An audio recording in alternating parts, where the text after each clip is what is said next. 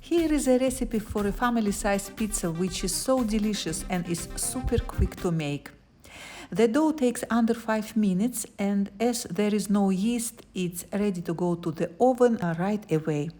The secret of a light and fluffy pizza base is that the dough should be soft and not overloaded with flour, and I give you here a perfect measurements for a great result. And I also show you how to make your own pepper tomato sauce, which is my current favorite. Put peppers in the oven at 180. Once ready, cover them with the towel for a few minutes to take the skin off easy. Make your best at removing the seeds and then chop them. Take more garlic than you think you should. You can't go wrong here. I like to grate it with a cheese grater. Start garlic in a cold oil.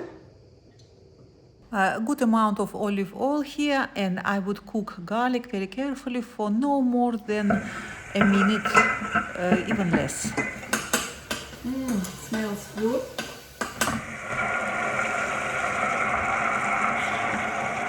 Chopped peppers go in, quickly followed by a good quality tomato passata. Only 150 ml of passata, but all of the pepper juices. So I want the sauce taste really peppery here, hence the proportion of passata to peppers. 1 teaspoon of brown sugar, some salt, and that's all. Take note of the time, so I want it to bubble for at least 45 minutes, an hour. Sauce is ready. It was cooking for a good hour, and since it takes such a long time to cook, it makes sense to make a big batch of it. It freezes well and it keeps in the fridge for a good week. When cooking the sauce, remove the lid at some point to make sure it's thick enough. And now let's make pizza dough. Natural yogurt, full fat natural yogurt. As it happened, I just stir it so it's all kind of uniform thickness. 150, and do add some salt. I normally forget to do it. Baking powder 1 teaspoon.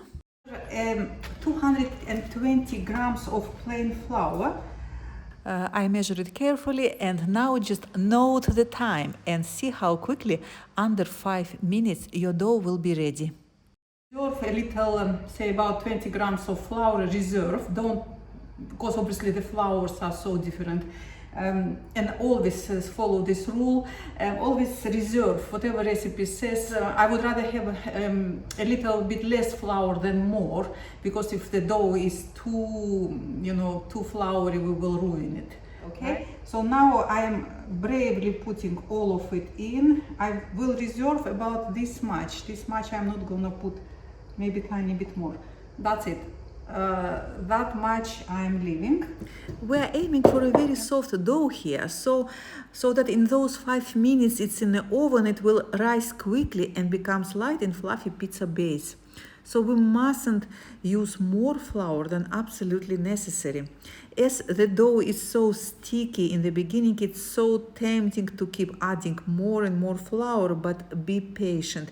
Keep kneading and add flour only when it's absolutely necessary, tiny bit by tiny bit. Out of 20 grams reserve we left. Once you feel resistance when you push the dough, it's done. Nice and smooth, and always any dough needs resting for 15-20 minutes, although you can bake it straight away if you're in a hurry. And this little bit will be used for rolling out. Here is some dough I made probably a couple of hours earlier. So it's gone very soft. It's not sticky at all, and very, very soft. I'm preheating oven to its highest setting. Whatever is your oven, the highest your oven can go. So the trick is to have oven to its highest setting and to have your tray preheated. So the pizza goes on a hot tray. I'm going to drizzle my pizza with garlic oil once it's out of the oven, otherwise the topping is just our homemade sauce and mozzarella. Right, the hot tray. Okay, I'm quickly oiling it.